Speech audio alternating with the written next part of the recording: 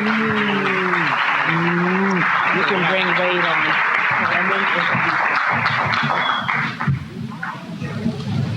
Hotep brothers and sisters. My son, Brother Wade Noble, would you take this platform, please? All right. Good. All right.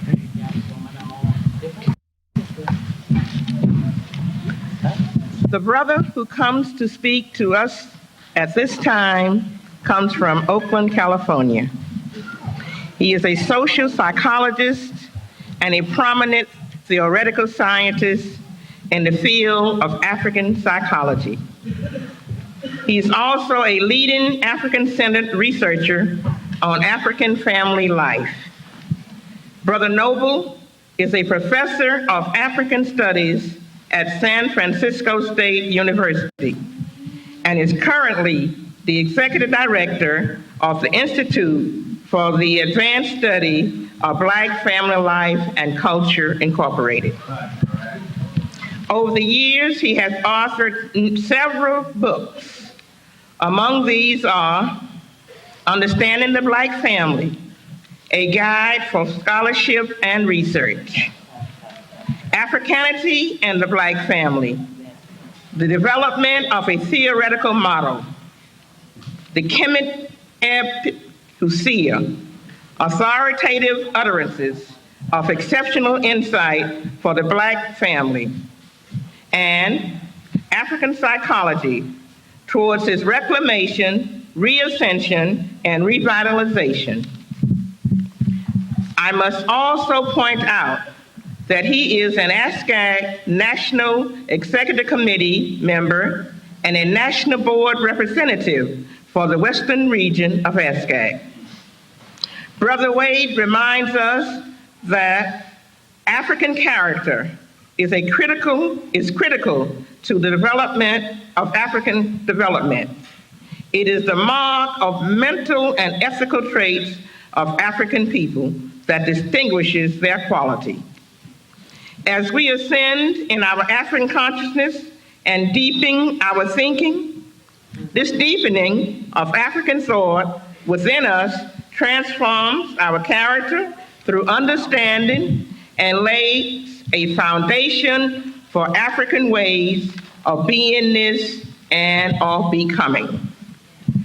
A foundation for utilizing our African being to reshape the pathway of our existence and bring African truth to the world in our mission of building for eternity. Brother Noble's critical dialogue speaks to ancient Kemetic thought and practice, speaking truth and doing justice. Sisters and brothers, it is an African pleasure to bring forward and present to you our brother, Dr. Wade Noble.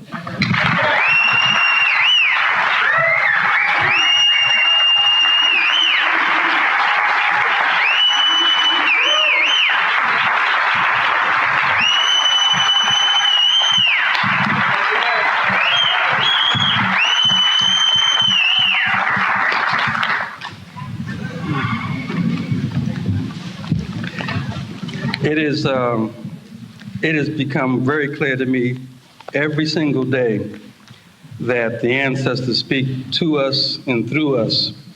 And the one principle that the ancestors like to remind us about is the principle of reciprocity.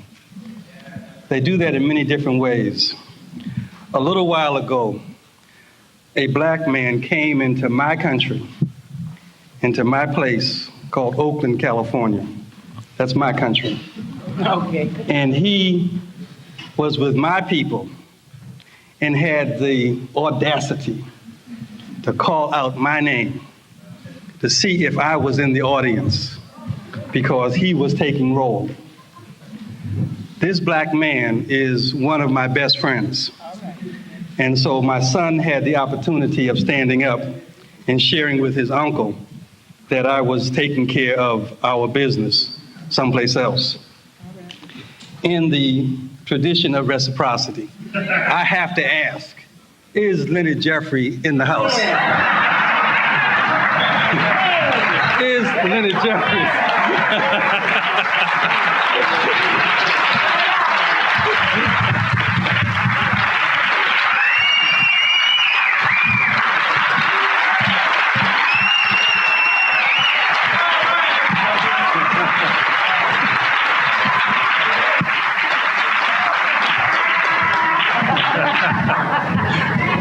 And with my brother in the house, I can now ask my mother if I have your permission to teach.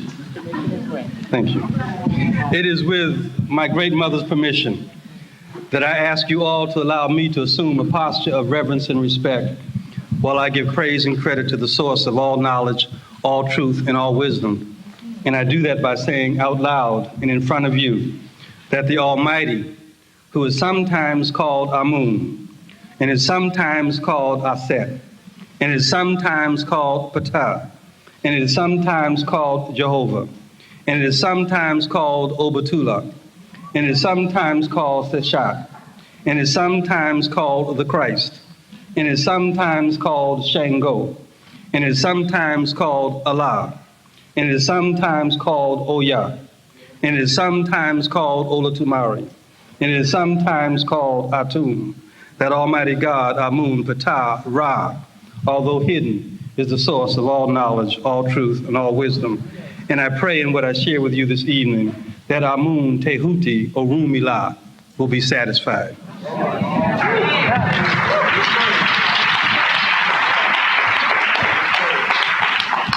I must begin my talk by addressing the title of Ancient Kemetic Thought and Practice, Speaking Truth and Doing Justice, by pointing out to you that I've taken the liberty in struggling and in studying and looking at the ancient Kemetic teachings to pay particular attention to every time I come across the word noble, for obvious reasons. And it is in the discovery of the word noble that I think I'm able to capture as a preface, the title, Speaking Truth and Doing Justice.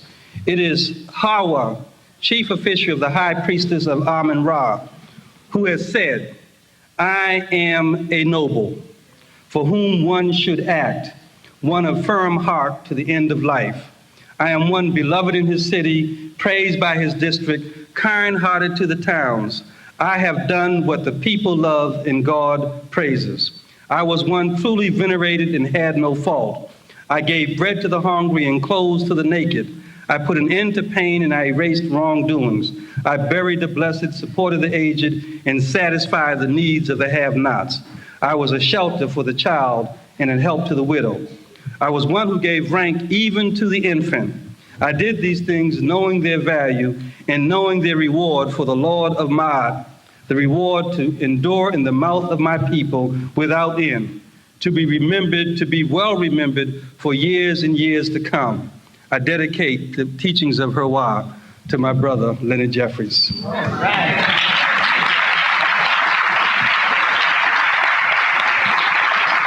It is in fact the case that I would like to think in front of you around the question of ancient Kemetic thought and practice, speaking truth and doing justice, in three areas. The first is ancient Kemetic thought and symbolism, and I want to suggest to you that ancient Kemetic thought and symbolism is the key to our organizing.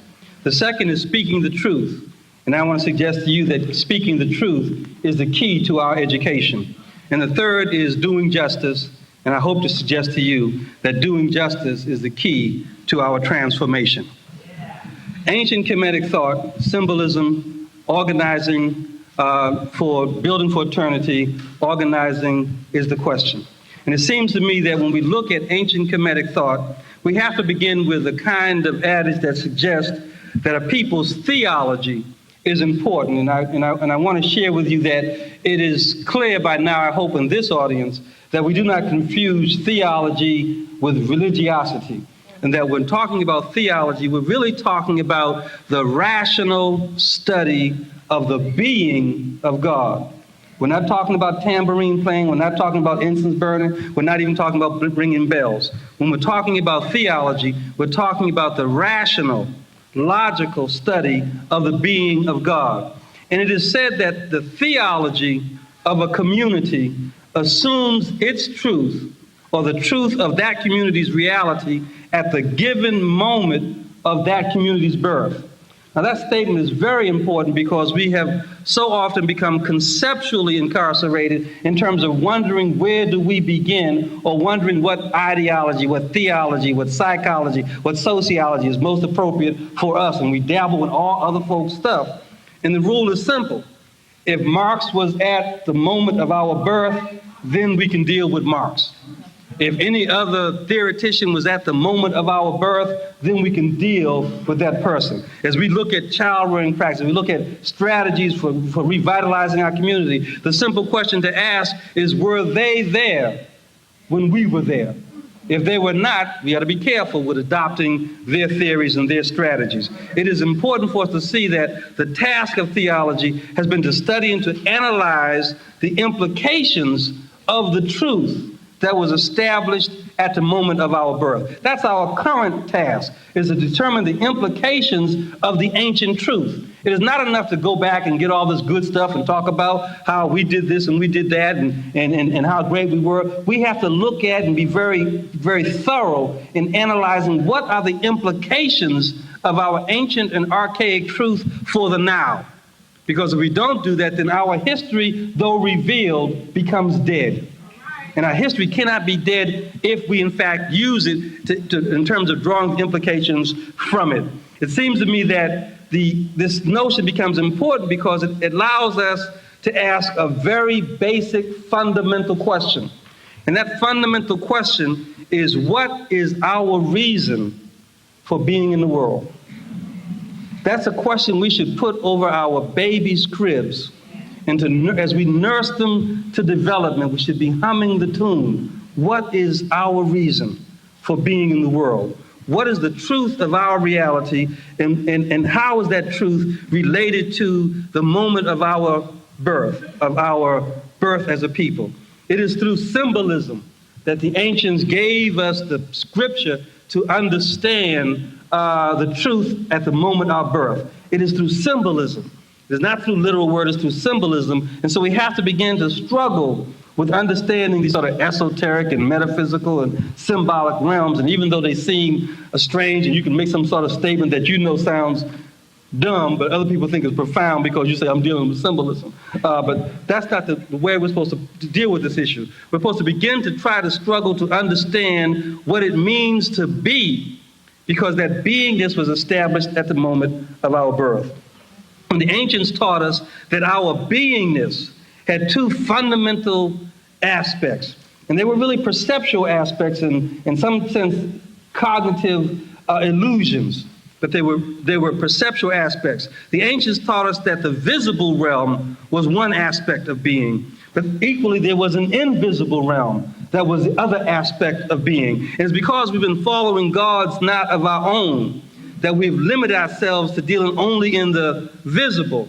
And when we talk about the invisible, it becomes spookism. It becomes that's sort of that occult stuff, and we don't want to do with that. We're scientific or we're revolutionary, we're whatever, but we can't deal with that invisible stuff. But the ancients weren't talking foolishness.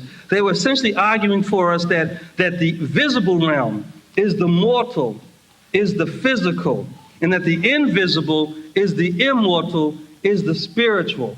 It is the visible that is thingness. It is the invisible that is no thingness. It is that nothingness, the no thingness, that is the spiritual. And our ancestors taught us that the visible and the invisible are actually one and the same, even though the invisible is far greater than the visible. What that says in sort of a very practical way is that this is me. This is me. But it is the we that is far greater than the me. That the me and the we are one and the same, even though the we is far greater than the me. We have to begin to look and conceptualize ourselves in a way that talks about that my visible me is related to the invisible spiritual we. So that as I see the black woman, I see the invisible me in her. I can't demean, dominate that which is me. As I see the black man, I can't be dissing the brother. Then there's another brother. I can't be talking about there's another brother doing the problem, because I see the relationship between me and we. I see the relationship between the invisible and the visible. The symbolic is important in the ancient thinking because it really allows us to see very important laws that were governing our understanding of the world. The symbolic was a method. It wasn't just drawing sort of signs on walls and drawing images on the halls. The symbolic was a methodology. It was a method of transcribing the intuitive vision by the use of images. And the intuitive vision became a mode of investigation where the natural phenomena of the world stood as symbol to represent the invisible law that we had to understand. So when you place the hawk as a symbol, the hawk simply represented our intuitive vision for understanding the invisible law that undergird our way of knowledge. It is in this basis that the ancients told us that you are able to know only that which is already innate in you. The problem for us as African people is that we don't know what is in us, and therefore we are not able to innately know it. What we do is we say, shit don't feel right. Something's wrong. That something's wrong. Something's not right here. But we know it's in us, but we don't know yet how to do it in terms of a knowledge base. We haven't been able to do the analysis, and the instinct is still in us. The African instinct is still in us. We are able to know only that which is already innately in us. Now, I'm not talking about no sort of notion of a locked kind of potential where you can only do certain kinds of things. I'm really referring to the spirit that is in us is the spirit that represents everything in the universe. So the ancients were saying in symbolic language that we are only able to know that which is innately in us, and that which is innately in us is everything. There is nothing outside of the realm of African people. The ancients talked about and shared with us that the symbol should be viewed as the material, the visible representation of the immaterial. It is probably why, and this instinct notion is important, it is probably why African people pay so much attention to our appearance. Even to the point when we can recall in our own memories how mamas and daddies would not want the children to be going out looking ashy or looking disarrayed and looking unkept, because they understood that the material, the visible, represented the invisible qualities and functions found in the universe. So if you looked raggedy, if you looked unkept, then you were giving a statement in symbolic methodology that said your essence, your nature was to be nothing. And so even though our grandmamas and grandfathers wouldn't talk about ancient Kemetic, talk about being African people, they were engaged in a praxis that demonstrated they understood intuitively, innately, all that there was to know about the universe. And as they polished us up, literally put Vaseline on our first day of school. Didn't have no Vaseline, you'd look over your shoulder and get a little lard so no one see it and use that. But they polished us up and sent us off to school because they were making a statement. They were making an ancient African statement of praxis that said, if my child is glowing, is visibly demonstrating the spiritual essence of power, there is nothing that he cannot or she cannot accomplish. And so they expected excellence from us because they had already manipulated and engaged in the African praxis of symbolism. It is in this context that we go to the ancient texts and we even see not only the symbolic, but the language that teaches us that it is our way, the way of the ancient African mind, that allows us to begin to talk about understanding our way. It is from the book of Knowing the Evolutions of Ra that the god Nebuchadnezzar records the creation of the birth of the gods. And it is stated, or it is said, I am he who evolved himself under the form of the god Khepera. I, the evolver of the evolutions. Think about that statement. The evolver of the evolutions. You can't be no more cause than that. I mean, if you are causing the cause, then you it. And so we have to begin to look at and understand what our ancestors were saying to us. I, the evolver of the evolutions in the developments which came forth from my mouth. No heaven existed, which came forth from my mouth. We can go quickly to West Africa and Central Africa and see the importance that African people placed on the power of the word, the nomo, that the word itself, the hearing of the word creates energy, creates heat. If you hear someone talking intensely, you get warm because the nomo is power. And the ancients said thousands of years ago that I am the evolver of the evolutions and developments which came forth from my mouth. Take care in what we say to each other. The evolver of the evolutions and developments which came forth from my mouth. If we call each other nigger, we are creating the evolution of our own destruction, and white folks can go on vacation. We have to begin to be careful in understanding what we're talking about as we look at this question of organization and education and transformation. No heaven existed and no earth, and no terrestrial animals or reptiles had came into being. Blood is saying, I'm the beginning. I formed them out of the inert mass of watery matter. I found no place whereupon to stand. I was alone, and God's shoe and Tefnut had not gone forth from me. There existed none other who worked with me. I laid, and this is the other important statement for me in this passage, I laid the foundations of all things by my will. I didn't ask permission. I didn't petition. I didn't beg. I laid all the foundations of all things by my will, and all things evolved themselves therefrom. I united myself to my shadow and set forth Shu and Tefnut out of myself, thus being one God. I became three.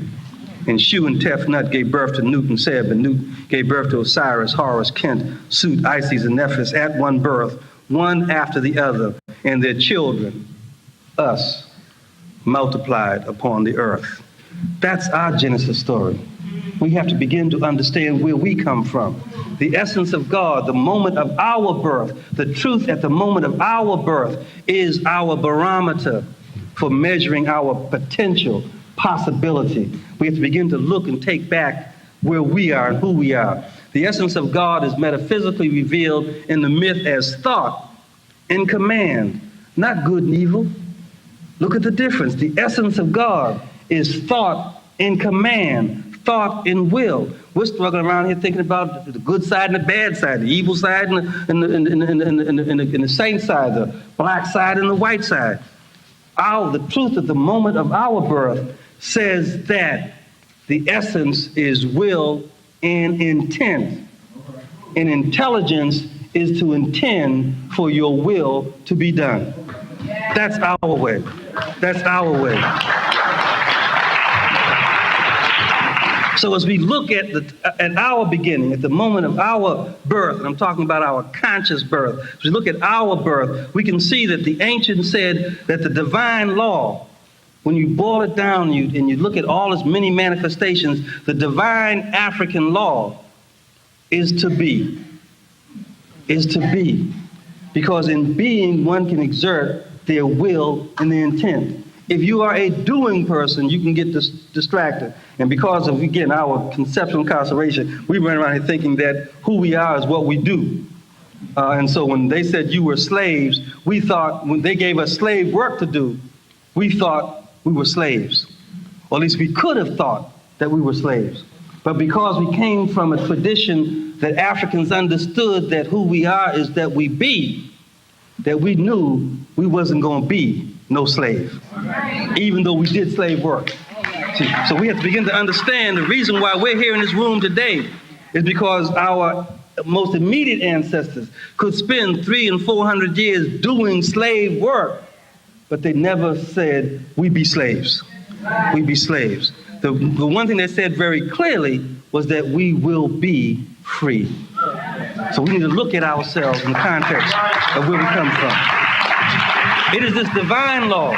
It is this divine law, and we know in terms of, again, the study of theology, that divine law, that for every divine law there is a moral mandate, a mandate that goes along with the law. And the divine law, the African divine law is to be, the moral mandate is that in being, we must continually to become more better, more better. Every day, more better. Every day, more better. Today, I'm a slave. Tomorrow, I'm going to be free. More better, more better. So we have to look at our way and begin to see that it is inscribed in the symbolic methodology of our culture.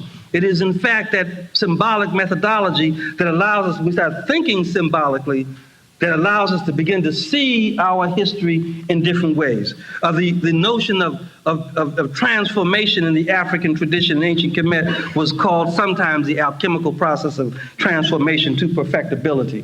That the charge of life, of being more better, is to move in every aspect of life from a lesser material being to a greater spiritual being.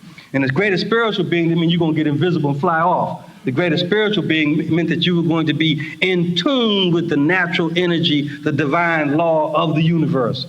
And it's when you are in tune with the natural law, the divine energy of the universe, there is nothing that one cannot do. It is the symbolic methodology that allows us to think a different way. And that's part of the struggle that I think that we're still in. We're approaching and marrying and working and having relationships with ancient data, but we're not thinking in the way of the ancients who created that data. So we're still looking at, and maybe I'll take this as my own limitation, I still find myself looking at ancient thought in a way that I've been trained to look at thinking from a Western model of ideas. And so as I become more better, I'm going to see more things in our way.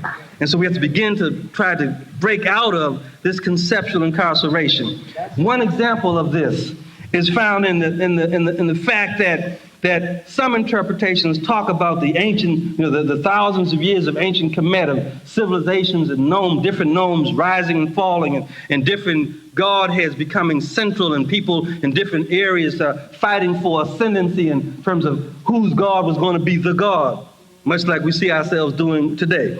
But they also point out that as one civilization went into ruin, they would take the broken bricks and use those and take them down or up the Nile and use those to build a new building. So it was like scavenging the rummage to build a new condominium.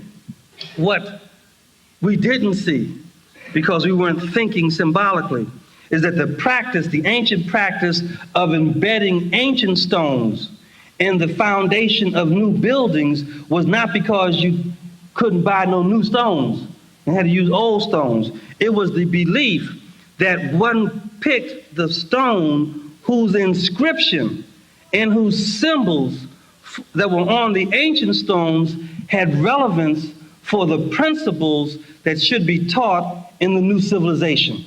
So we were seeding buildings like your grandmama made bread. She took a little of the dough from the old batch and saved it, put it aside. And then when she was making new bread, she put that old batch stuff in it because she knew she could guarantee the quality of the texture and the taste by using that which she saved from the time when she was most good. And that mo better required you to build on your last mo better. So you can't just start anew. You can't start anew. It is this thought that says, look at the inscription on the stone. So they weren't just scavenging around saying, oh, this block is good, let's take it. They were looking at the inscriptions on the stone, and then based upon those inscriptions, they created the next epoch, the next era, the next great high civilization of ancient Egypt. And we know that in terms of that now new way of thinking, that we can see that Memphis and Heliopolis and Hermopolis and Thebes weren't competing theologies that were fighting amongst themselves. That in Memphis, the creative principle that was inscribed in the symbolism of the building, this is chemical engineering, I hope you see. chemical engineering. Let me say it again, chemistry, chemistry, chemical engineering, that they were engaging in chemistry, understanding the mysteries of the black folk. That Memphis, the building of Memphis was built around the creative principle of unification. And we talk about the unification of North and South and Ptah and the Octet. But what we can see is that rises and falls, that as Heliopolis comes to place, Heliopolis takes the principle from the earlier principle and defines itself around the task of self-generation.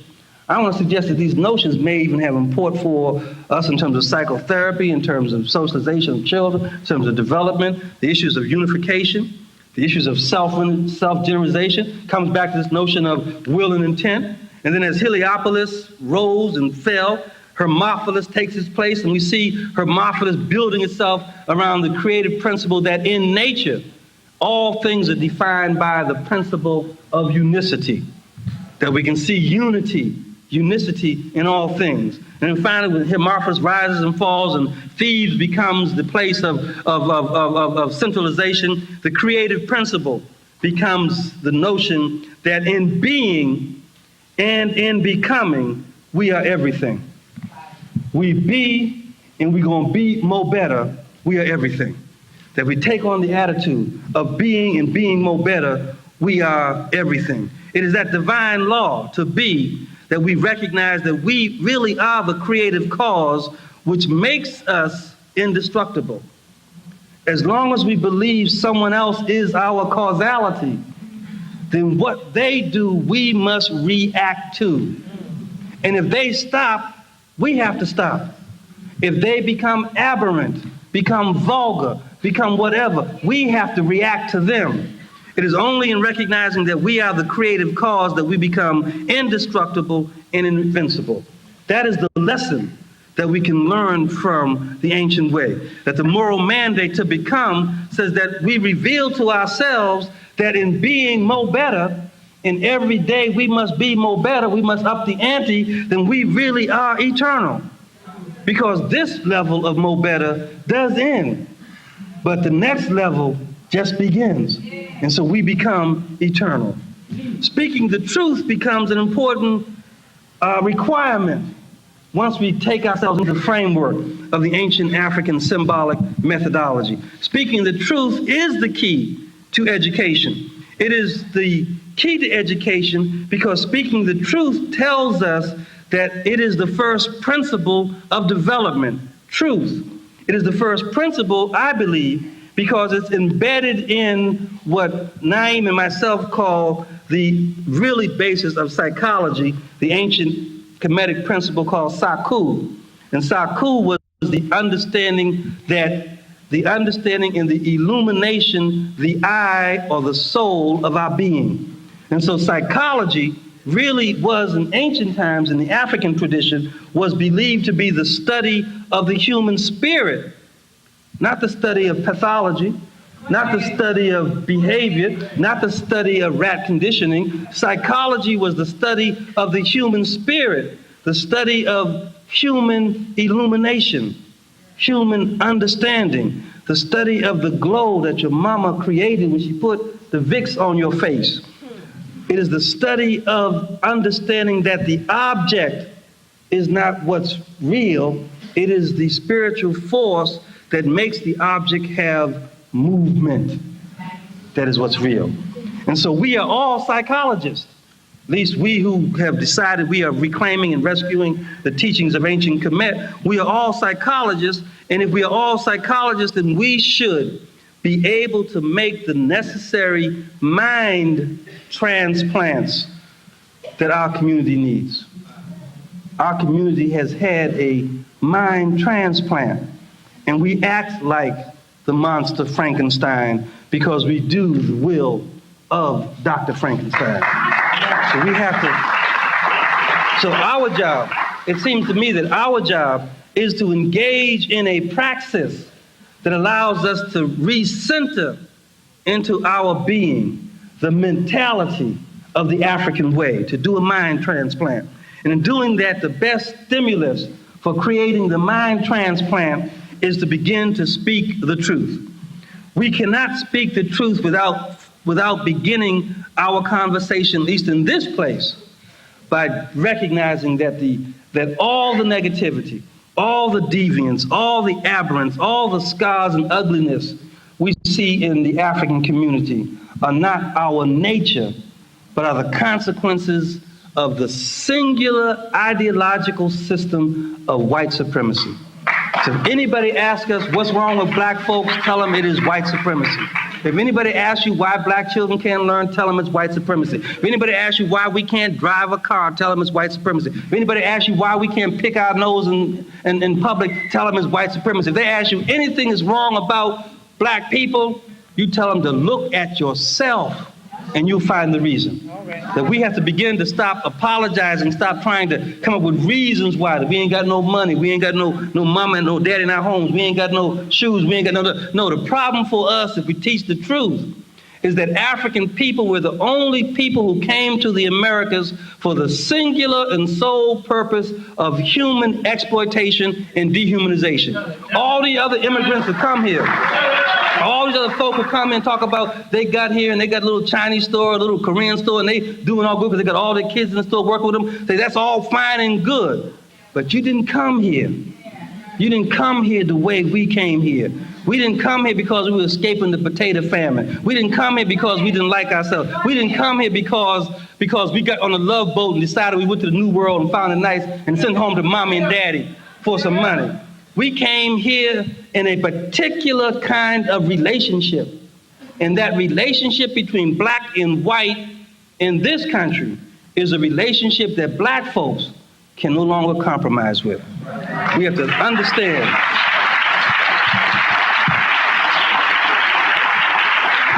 In speaking the truth as part of our theme, in speaking the truth, we must teach our children that they can't compromise in any way with those whose original and permanent intent is the destruction of our humanity. We can't engage in polite conversation about the peculiar inferiority of black people. We can't engage in the polite conversation about I'm different from the other black folks and that's why I'm the only one in the university in this particular department. We can't engage in those conversations. We must teach the truth. We must speak the truth, and we must speak the truth that says the direct and indirect subjugation of all black people by white people is the basic purpose of their existence. That they, in fact, define us as being only of value to the extent and to the degree that we are pleasing and serve their interest. And we engage in that. We tap for them, we dance for them, we entertain them. We even allow our emergence of blackness to become a fad. And as we begin to take on the accoutrements of Africanity, we don't spend the time to educate our children that wearing kente or the African shield is nice, but it is not decoration we're talking about. There is substance. There's a visible and an invisible. And that as you wear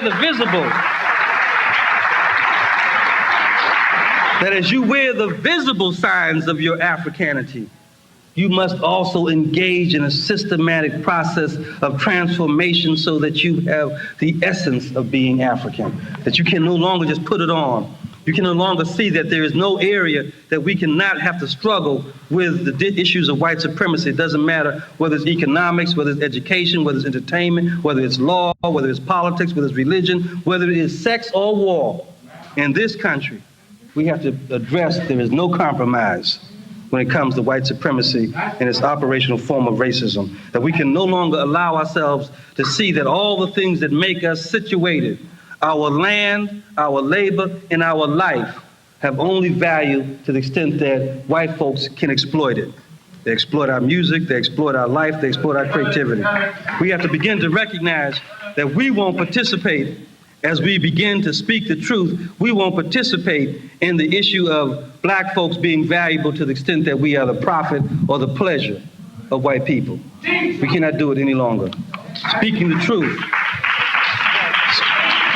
Speaking the truth tells us that the Europeans and later their Arab allies saw the value of African people in terms of the necessity of destroying the African family and deconstructing African manhood and African womanhood. That they saw that the only way they could control the spirit of African people was to deconstruct the sense of family, to remove us from seeing that the invisible and the visible are one and the same. They want us to believe in the supremacy of the individual so that we can separate ourselves from the condition of our brothers and our sisters, to destroy the sense of family, destroy the sense of peoplehood, to deconstruct the African manhood, the African womanhood. As we struggle today, we have to reconstruct what is the meaning of an African man, the meaning of the African woman, as these ideas flutter around in our communities about gender equity and manness and womanness, and we're trying to figure out what is our relationship. We got to be very careful, because we've been conditioned to follow God's, not our own. And as we follow other people's struggles, we end up thinking that the basic issue is the liberation of black women, or the basic issue is the liberation of black men. And we have to understand that the basic issue is the liberation of the African relationship. It is our relationship. It is our ability.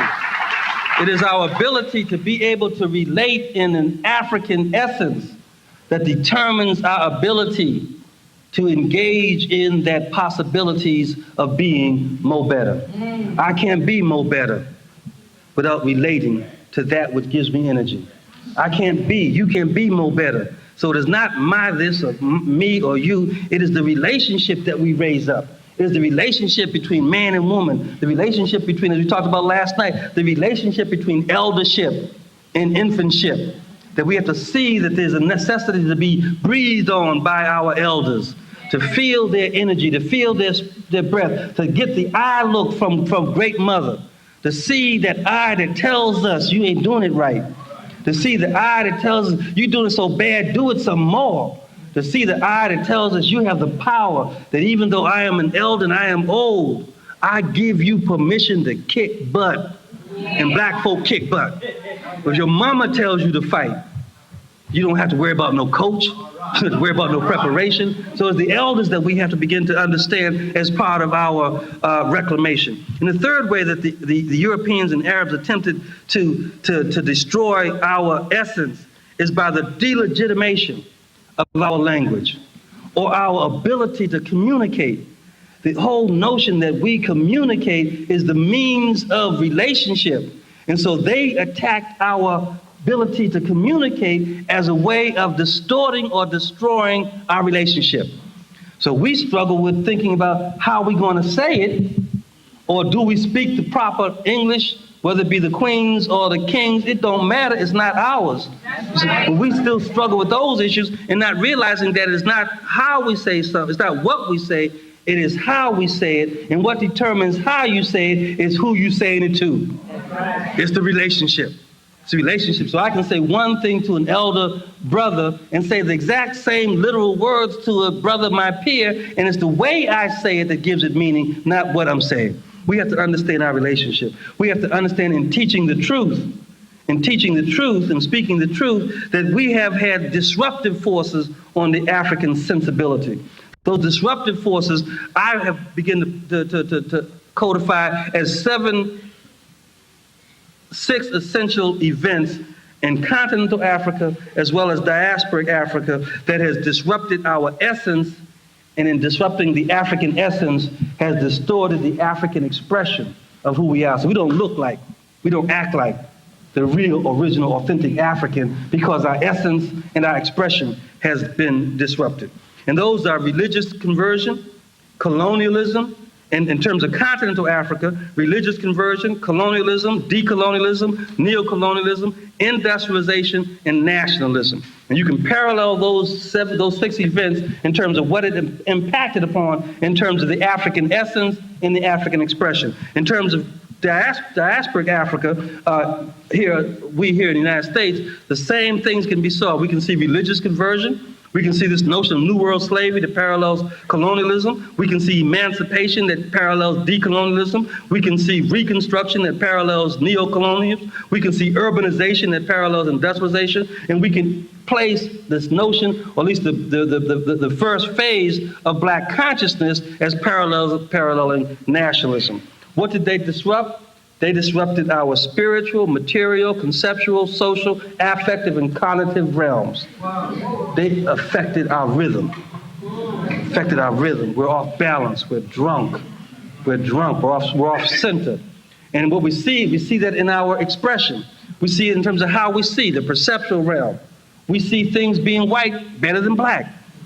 In the physical realm, we begin to see that our fundamental value is in the fact that we can run, jump, and do physical things and not mental things. We see it in the cognitive realm, where we begin to put caps on our ability to think and understand. We see it in the mental realm, where we don't even conceptualize the world as what it really is. And we see it in the emotional realm, where we begin to put boxes on ourselves about who we can feel about and what we can feel and how we can feel. And we see it in the political realm, where we begin to believe that it is our task simply to find those allies in the other alien world that can do for us what we can't do for ourselves.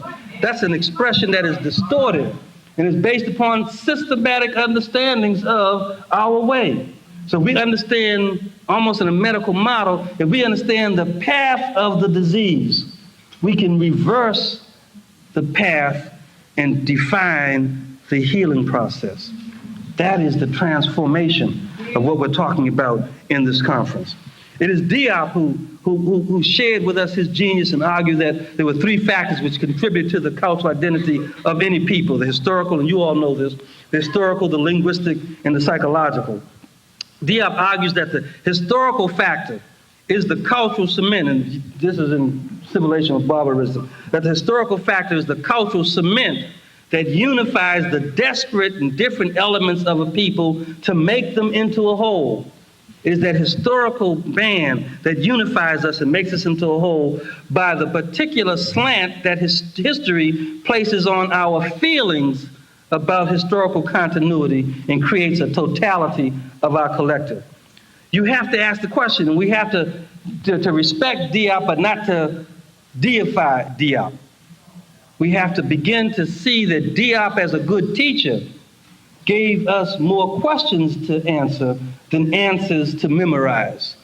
And so Diop tells us by his analysis that we have to ask the question, what is meant by the feeling of historical continuity? Is it enough to put the timelines on the walls in the classrooms and have children see where we've come from? Or is that a feeling? What does Diop mean by the feeling of historical continuity? Is it the historical consciousness that engenders and allows a people to distinguish themselves as a people rather than a population? We have to begin to ask ourselves these questions, because these questions help us to reverse the disease process to a healing process. Historical consciousness provides a people with a feeling of cohesion. Take it back to the symbolism of ancient Egypt. The first notion of unification, of unicity. Translated in modern language, it's cohesion. It is what Martin Luther King talked about when he referred to black folk. He called us his beloved community. He said, the beloved community, be in love with unity. That's what beloved community means. Be in love, come with unity. Be in love with unity. If we begin to think in our symbolic methodology, then we can read the scripture in nature that our leadership has provided us, even when they wouldn't call themselves Afrocentric. Even when they wouldn't, because their instincts, it is the instinctual nature of the African being to do African stuff, even when our minds, our heads, our training has taught us to use a different kind of thinking process. But when we dig deep in our own essence, we pull out the stuff that is our stuff. Unfortunately, the children can't read it because we have begun to see through the perceptual distortions of white supremacy. Diop says that it is that how does historical consciousness result in this feeling of cohesion? He argues that historical consciousness constitutes the safest and the most solid shield of cultural security for a people. Now that sounds good. I like that. I can use that. Historical consciousness constitutes the safest and most solid shield put out in front of me of cultural security for our people. But as the master teacher, Diop is really telling us you have to answer, what is cultural security? What does it mean? Does it mean that we have holidays every month, and that we put on our uniforms every month, and we talk about we are secure in our cultural identity? These are questions that have to be asked and answered by us. Diop doesn't answer them. He just puts it out there. We have to begin to struggle with these fundamental issues, because these are the things that our children need to be more better. We have to begin to look at it. This is why every people, in terms of this cultural security, every people seek only to know and to live their true history. No other people give voice to the truth of someone else's history, except us. Except us. We teach about George Washington's lie and Abraham Lincoln's illusions. We teach other people's history. No other people do that. No other people teach the truth of someone else's history. And we sit in shame and silence when we raise up the question of African-centered education, and people try to challenge us, and we forget that the basis of our education is truth. Is truth. We're not saying that we got to have African stuff because it's African people. We're saying that African-centered education is the only education that teaches the truth of the African experience to African people. And no other people have to apologize for that. It is essential. The essential thing is to rediscover the thread that connects them to the remotest past. Diop argues the essential thing, to rediscover that thread that connects us to our remotest, as far back as we can go, ancestral past. What is the essential thing? That's what we have to ask. We can't deify Diop. We can't just say Diop's there and we got it and we can go now. Diop is a master teacher. He's giving us more questions on the exam than study guides. See, so we have to answer the questions. The most efficient cultural weapon with which a people can arm itself is historical continuity. Diop gives us that. We have to keep that in mind, but we have to also answer the questions that are there. Diop also suggests to us that the linguistic factor, of the three factors, linguistic factor is equally important. He suggests that the linguistic factor is the constituent element of cultural personality and cultural identity.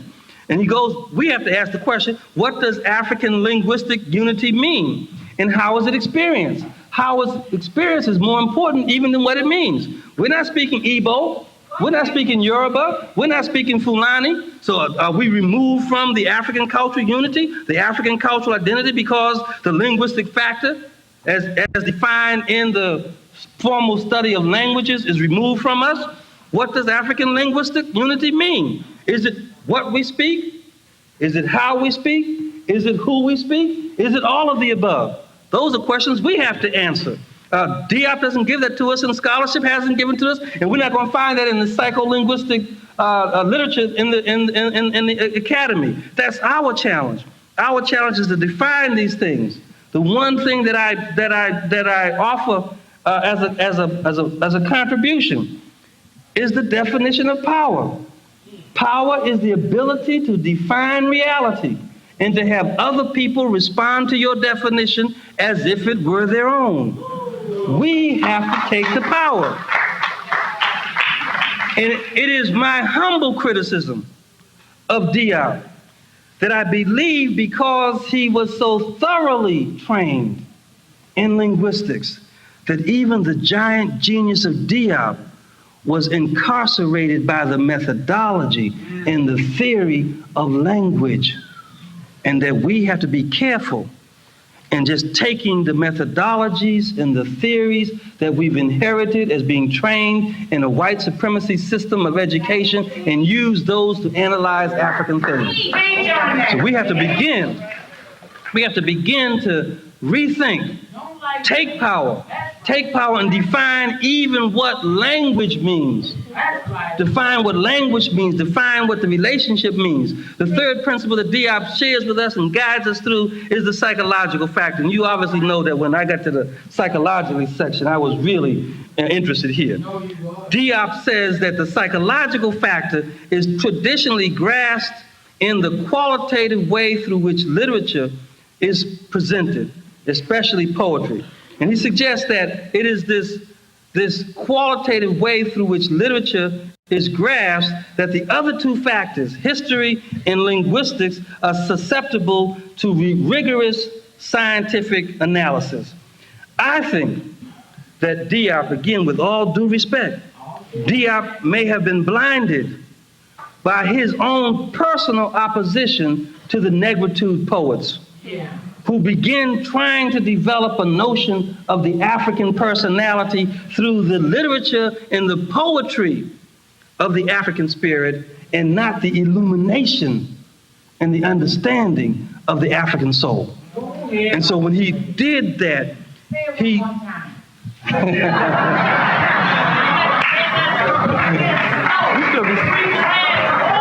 Now, I gotta tell you, my sister said, say it one more time, slow down. But then she tells me, we got to hurry, get out of here. So now, I'm in a dilemma here now, so I'm trying to get through this.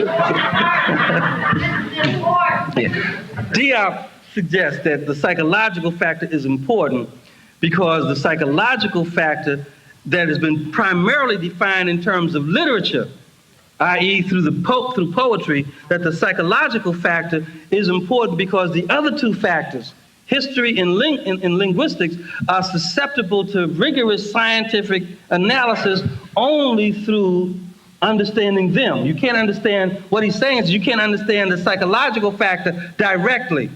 You have to understand the psychological factor by way of understanding the historical and the linguistics. And my critique of that is that Diop, in his own intellectual opposition to the negritude poets who begin talking about an African personality through literature and through poetry, Diop was intellectually in opposition to them, so he relegated the psychological factor as being less important in terms of scientific analysis because he thought it could only be done, scientific analysis could only be done in literature and in history. And I want to suggest to you, and into Diop's memory, that the psychological factor can be submitted to scientific analysis if we put in our heads the right methodology and the right symbolic system that allows us to explain our essence and our expression. Even though it is done, you see it in our literature, you see our essence in our literature and in our poetry, but you also see our essence in the way we wake up in the morning and approach our children, the way we deal with work, the way we deal with play, the way we deal with the creative moment. And so we have to begin to rethink that issue. What are the questions, again, that my master teacher directs me to, is what are the psychological and cultural invariants? What's the stuff that doesn't change? What are the psychological and cultural invariants that political and social revolutions leave intact? It's an important question. We get all this shit thrown on us. Butt kicking all the time, giving up stuff, give it up, give it up, give it up. What's important for us to know is not what we're giving up, but what things have remained intact in spite of white supremacy, in spite of domination, in spite of exploitation, because that core stuff is the resiliency factor that we can build on to rehabilitate all those things that we've given up. So we have to begin to see that there is something here. Diop asks in the light of Africa becoming more individualistic, and when Diop in his writing talks about Africa becoming more individualistic, we can talk about the whole African world becoming more individualistic. And he asked the question, how can one explain the feeling of cultural identity through this permanent change? I raised the question. Diop is telling us that there's a permanent change that's the consequence of our domination and exploitation? Or is the African way to say that change is continual? We're going to be more better. So maybe there was not a permanent change in the African beingness. There is a momentary stagnation in our development. And when we're standing still, we think we are permanently changed. But as we think, we can begin to reconceptualize ourselves and think in a different way. So I conclude that the historical and linguistic factors, and I kind of turn Diop's perception upside down and suggest that the historical and linguistic factors really constitute the coordinates or the reference points in relationship to our psychic changes. You can analyze our history and our language as a barometer for measuring our psychic changes. We are the illumination. As we go through destructive systems of exploitation, we no longer glow. And so the historical moment of exploitation dulls the African spirit. What we see is the dulling of the African spirit, and we see that through the historical moment. What we have to do is not talk about historical moment, but talk about what kind of historical conditions must we create in order to re-illuminate the African spirit. We have to begin to think through these things in a way that gives us keys to action. Keys, if you will, to doing justice. Doing justice. The analysis is not important if it doesn't lead us to the point of doing justice. It is in our tradition that, again, we return to the moment of our birth. Because in returning to the moment of our conscious birth, we understand the question of what is our purpose in this world. The ancients told us that doing justice was really part of the symbolism of Maat, and that the symbolism of Maat speaks to truth, justice, righteousness, harmony, balance, propriety, and order. That those 7 principles become the key, the building blocks, the prescription, the blueprint for doing justice. That Maat represents the proper quality of African being and becoming. Let me say that again. Maat represents the quality of African being and becoming. Being African means standing in truth. Being African means just, righteousness, harmony. Being African means due balance, due propriety, due order. I always point out the fact that propriety is an important one, because even in our doing Maat, or doing justice, if you will, in our communities, when the bum and the derelicts and the brothers got on the corner who had no job and had really sort of become the outcast of the community and were drinking out of the dirty, nasty wine bottle and using vulgar language, when the sister walked by, the bum said, "Oops, excuse me, ma'am. Excuse me, ma'am," because the bum, the derelict, understood doing justice. Understood doing justice and never heard about no Maat. Never heard about no Kemetic, never heard about no ancient Africa, but it was the instinct of the African residual that's been in our culture from the moment we began in this life. Those residuals and those retentions, the instinct that ushered us to say there is, in fact, proper conduct. There's proper conduct that we must engage in. It is Maat that the ancients defined in terms of us understanding intellectually this notion of proper conduct. It was Maat that says that in the cosmic expression of the universe must be understood in terms of it being an edifice of harmony, order, stability, and security. You could guarantee that the Nile was going to rise and recede. That's understanding stability and security. It was Maat that understood, that the ancients taught us to understand that the metaphysical realm, the metaphysical expression, is to recognize that behind everything, behind the visible, is in fact the invisible that speaks to uprightness, that speaks to righteousness, that speaks to truth, that speaks to justice. As we see the behavior out front, we see the behavior out front, but we have to get behind the behavior to see whether it is in fact righteous.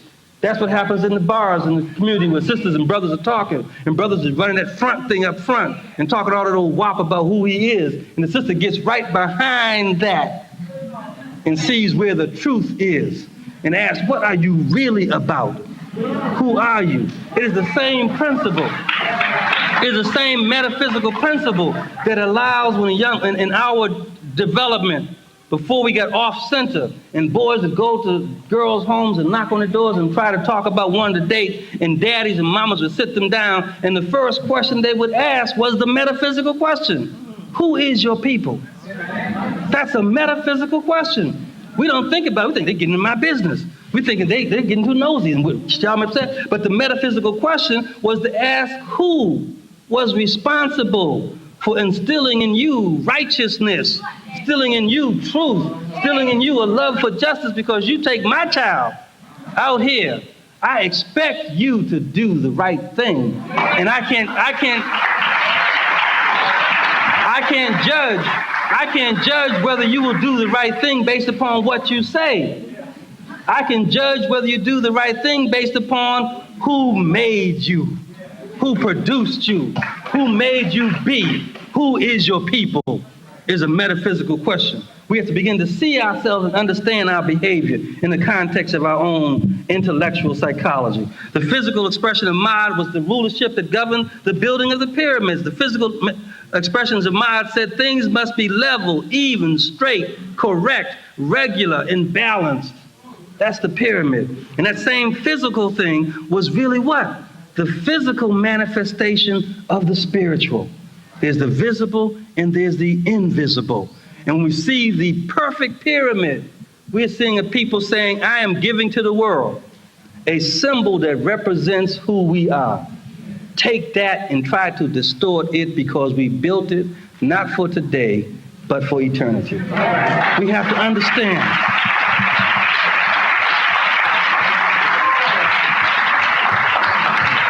We have to see the connections and see the connections in our symbolic world. We have to see the fact that the 7 cardinal virtues of Maat, truth, justice, righteousness, harmony, balance, propriety, and order that were inscribed 3,000 years ago were in the energy of the universe. And when Maulana Karenga reached down into his creative genius and pulled out the Nguzo Saba, he pulled out a system that was part of a prescription for black healing that was consistent with the ancient cardinal virtues of 3,000 years ago. Before Maulana began to use his creative genius to understand the systems of ancient Kemet, the ancestors speak to us and through us, and they direct us. And so when he came up with unity, self-determination, collective work and responsibility, cooperative economics, purpose, creativity, and faith, he was given currency, modern currency, to truth, justice, righteousness, harmony, balance, propriety, and order. Our way is in the air. Our way is there for us to see. And it is Brother Dr. soon-to-be elder, Jake Carruthers, who has taught us that doing justice can be seen and prescribed in the 3 basic positions of the African-centered movement. And Jake says to us that the African-centered movement ascribes to the belief that there is a universal, distinct African worldview, which should be the foundation for all African spiritual, psychological, intellectual, social, political, economic, and artistic development. It is that belief in a distinct African worldview that when we talk about doing justice, we can look at the path of time and see that in ancient Thebes, our ancestors said that Amun, the god Amun, or the force Amun, was the power of God, the generative capacity. And as we move from North Africa and go to the Bantu peoples of South Africa, we see our people saying that Intu was the force of God, the thing that gives us the universal African worldview. And as we move from South Africa to the Dogon people of Central Africa, the Dogon teach us that the Nomo was the vital force of God, the word that allows us to see the universal African worldview. And as we move from Central Africa to West Africa, we see the Akan people telling us that the Kra was the divine breath of God. The consistency is over and over again. And as we leave the continent of Africa and go to the land of the Busa people, Black USA, blacks in the United States of America. As we move to the land of the Busa people in North America, we see that the Busa people told us before we got off our center, they told us that the essence of being is that the black man, the black woman has to have soul, heart, soul, And then white folks take it, we get confused and begin to engage in stuff like blue-eyed soul and blonde-eyed soul. We cannot compromise our essence by sharing it with someone else. But the fact of the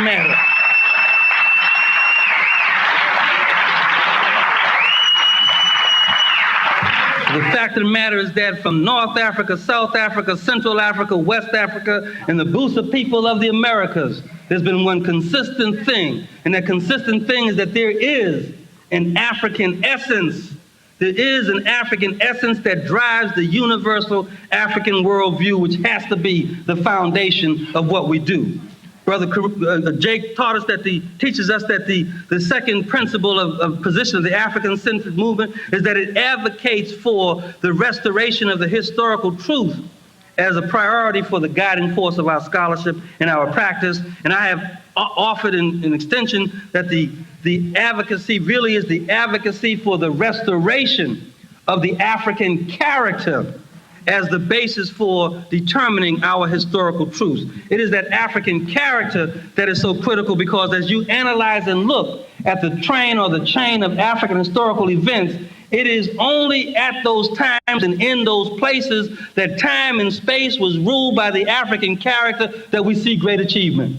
As soon as we change, as soon as we integrate, as soon as we follow God's not our own, we see a downturn in our greatness. So it is the character that becomes an important principle for us looking at, and I suggest to you and offer to you that the African character is the complex of mental and ethical traits that distinguish us as a people, and that those ethical traits can be defined again by codifying and collapsing our values and our virtues and putting them out in front of us and teaching our children that the ethical traits of the African character are the virtues of Maat: truth, justice, righteousness, harmony, balance, propriety, and order. Those are our virtues, that we can talk about the virtuous black man. We can talk about the virtuous black woman by asking who stands on truth, back and who determines harmony by their presence in the community, by asking who establishes order where there is disorder in our community. That's the virtuous African man or African woman. We can teach our children that the African character is a character that is based upon value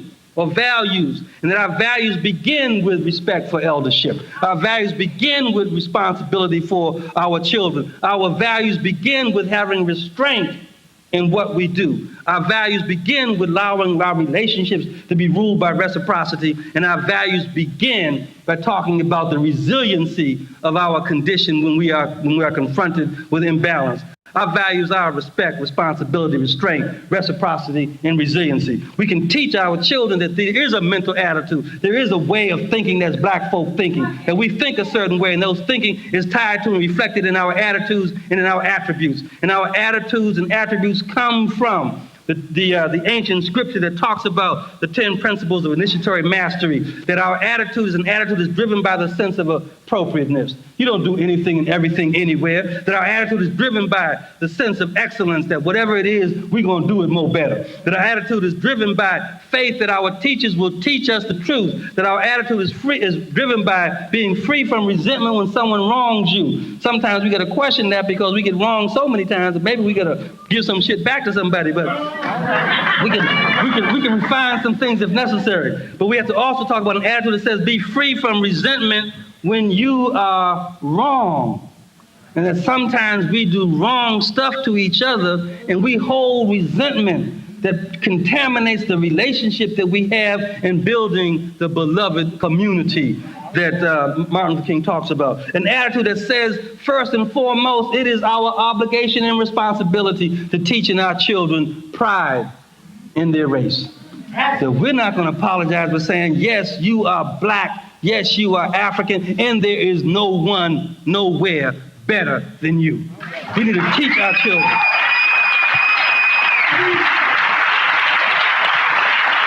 We need to teach our children to have what Marcus Garvey used to call race men and race women, race pride. We to see that as part of our obligation for creating and manipulating and massaging the mental attitudes that represent the African way.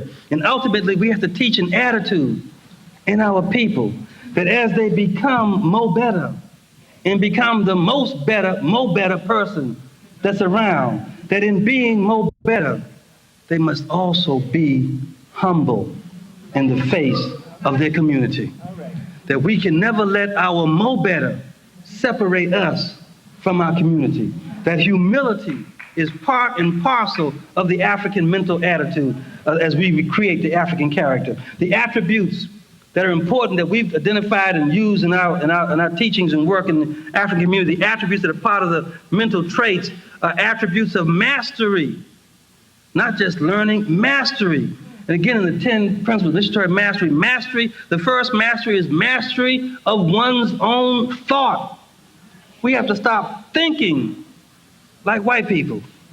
We have to stop placing white people up in deification. The attack that I enjoyed by hanging out with Lenin is that I suggested in one discussion that Greek philosophy is vomit, and we should stop being the vomit drinkers. Now, let me take a minute to explain that, because if you don't think symbolically, you just think that I'm talking about this stuff is funky and nasty. If you understand that anytime the body goes into a new environment, its digestive system and its dietary habits become shocked by the new texture and the new quality of the substance that it must intake. And when you intake that substance and it is new to you, you either have diarrhea or you vomit until your system gets acclimated to the richness of the new substance. When Greece went into Africa under affirmative action programs, they took a rich diet of intellectual abilities in their system. The paleness of their system could not accommodate the richness of our diet, and so they began to vomit. And when they vomited, what the world received was Greek philosophy. Now,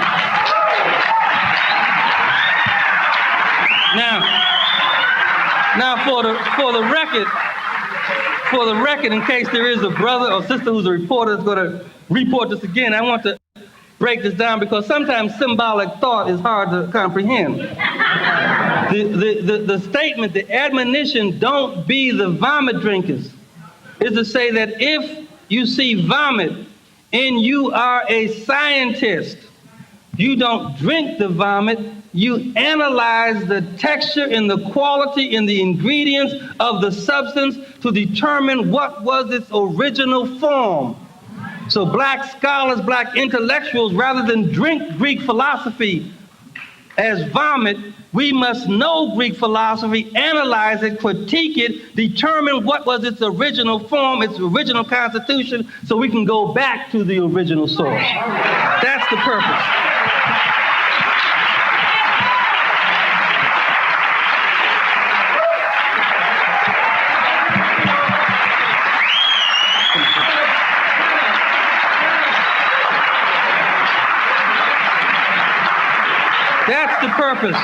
That's the purpose of our scholarship.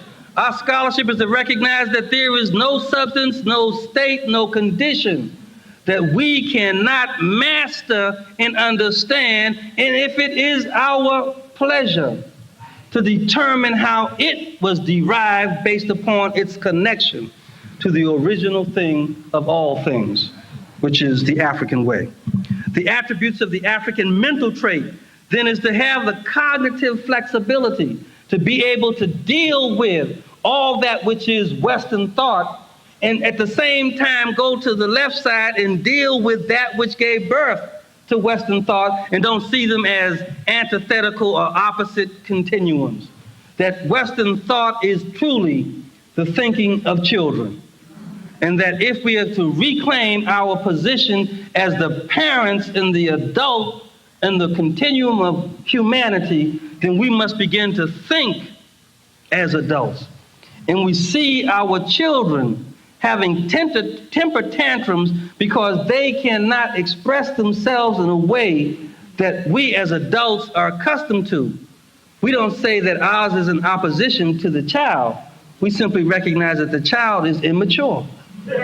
We don't have to talk about white thought being in opposition to black thought, because that's not true. That white thought is infantile thinking. And that if you love children, if you have the desire, you may want to give them an educational system that will allow them to evolve to the higher level. African-centered education is good for any human being, because to be human is to be African.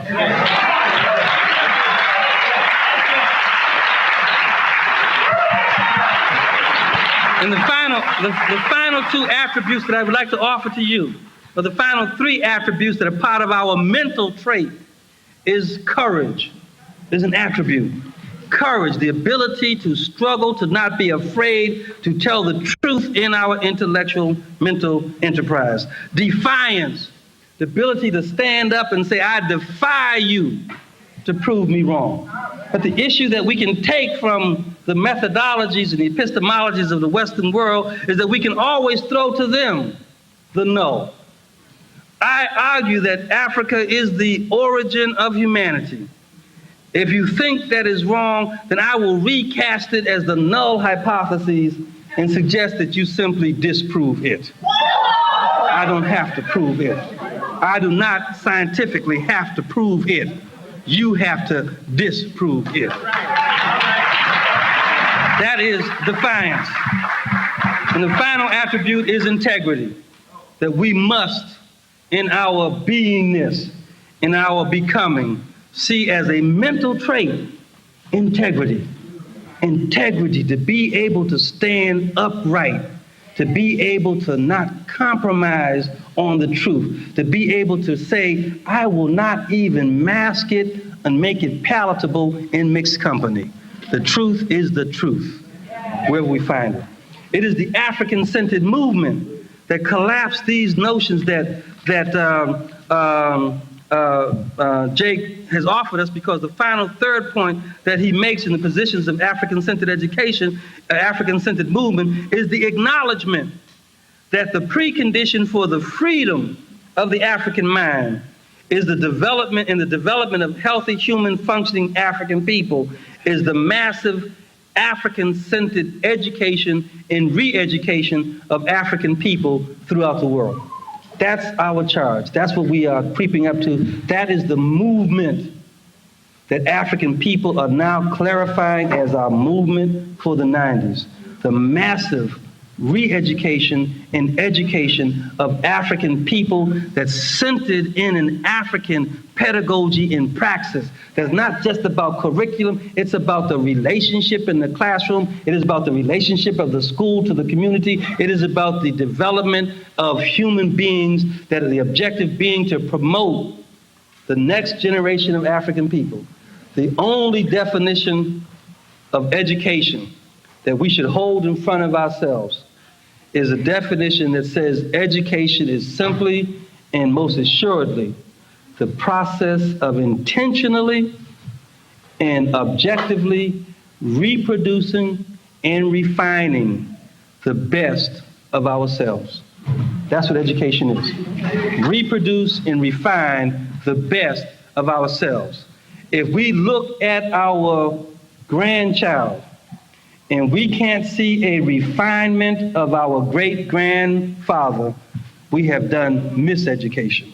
If we allow an educational system to educate our children so that when they come home, we do not recognize them as a refinement of the best of ourselves, we have submitted our children to genocide. We have to understand what it's about. The intent of education is to reproduce and refine the complex of mental and ethical traits which signify the distinctive quality of African people, and which in turn maximize our human functioning and our human potential. The purpose of education is simply and straightforwardly, in my estimation, self and social sovereignty, rulership. The purpose of education is not to get a good job. The purpose of education is not to be able to get you somewhere in the suburbs with the aliens. The purpose of education is self and social sovereignty. Education for mastery, education for rulership, education for governance relative to self, family, community, society, and the world. when we send our child to school, when we send children to school, as we reinstitute, reclaim, rescue, and reestablish an African-centered education, then we can guarantee that when that child comes home, he will be on the path of development where he or she will feel comfortable and natural with rulership, comfortable and natural with governorship, comfortable and natural with understanding that their divinely inscribed relationship is to be the ruler of self, the ruler of family, the governor of community, the governor of society, and ultimately the African reclamation of the governance of the world. We are psychologists, each and every one of us. And in the book African Psychology, I would like to close with a poem that I wrote as a preface to this book. The poem says to black psychologists, I was writing to my colleagues, but I'm sharing this with all of us now that I think it's apropos. We African people are standing in the river. Alone, we shall be swept away by its currents. United, unicity, united, we can know the many rivers to cross. Individually, we shall drown in its depths. Combined, the river will guide us to a higher ground. Singularly, we are halted by the torrent of its banks. As one people, the river shall carry us to a distant place. As one people, the river shall return us to the source. Black psychologists, black people, we are standing in the river, transformed and transforming. Thank you very much.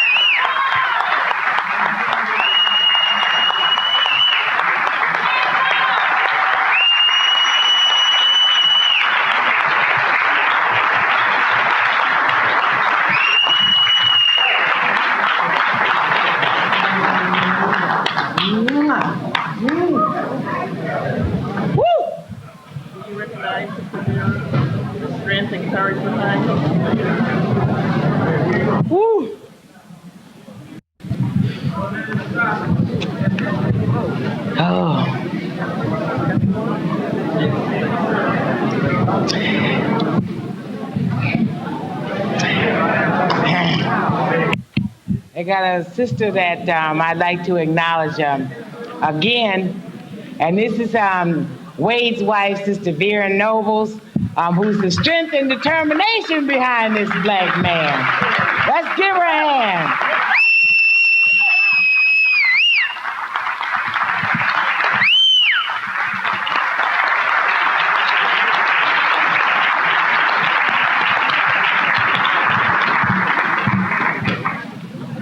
On behalf of Dr. Clark, Dr. Crothers, Sister Kefa, Sister Franklin, Sister Eileen, and our other distinguished elders, we'd like to also recognize a few people in the audience. We have Dr. Rosalind Jeffries is somewhere. Where is Dr. Rosalind Jeffries? The strength and determination behind her man, Dr. Leonard Jeffries.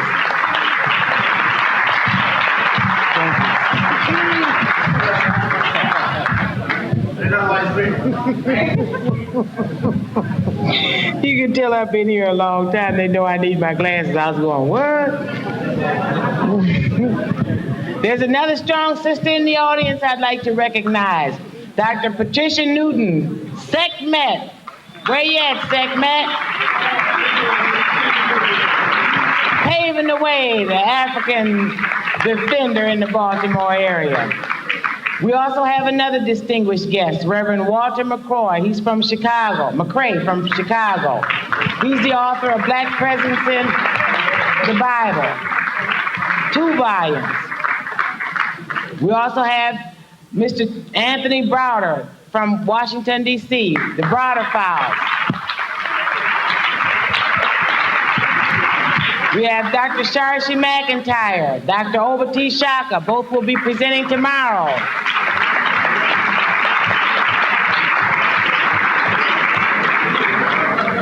We also have Dr. Maxine Mims from Tacoma, Washington.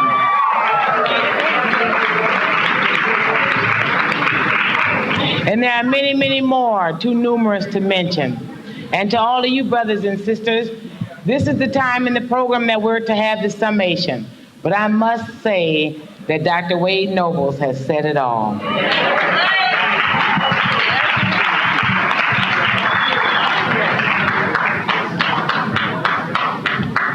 We have a very full program tomorrow.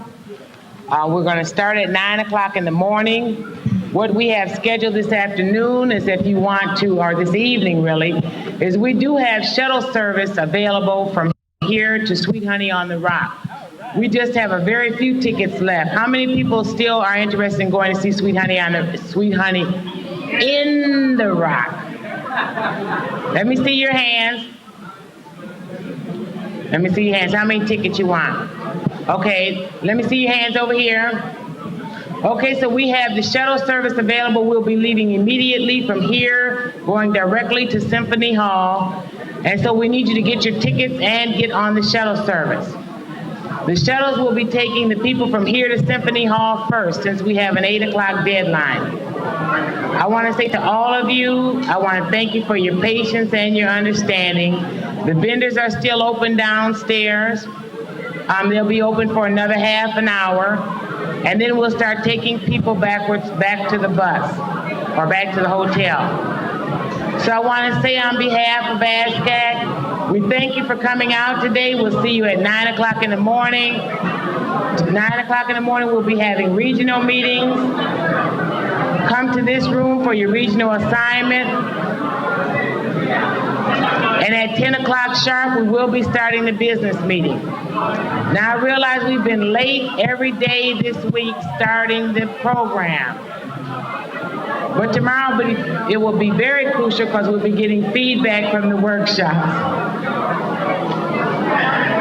So without any further ado, I'm going to be with my husband. So y'all, I'm going to say to you all, Hetepu, peace and love. Hotep. Hotep. Yes, my love. Yeah.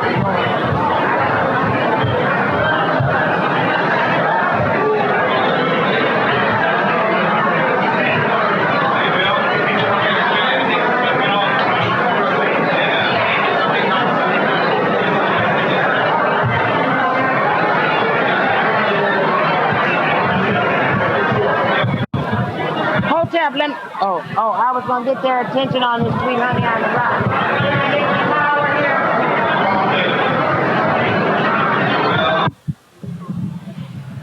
Hotep, everybody. Hotep. There was some discussion in terms of price. The price for the tickets on Sweet Honey in the Rock is only $16. It doesn't matter if you're an ASCAC member or not. We still have about 10 or 12 tickets left, and we need for you to, get the tickets so we can all leave and get there for when the program opens. Who has the tickets? I think they're out at the registration table out in the hallway. Hotep, y'all rest well. Hotel, motel, you don't have to go home, but you gotta leave out of here.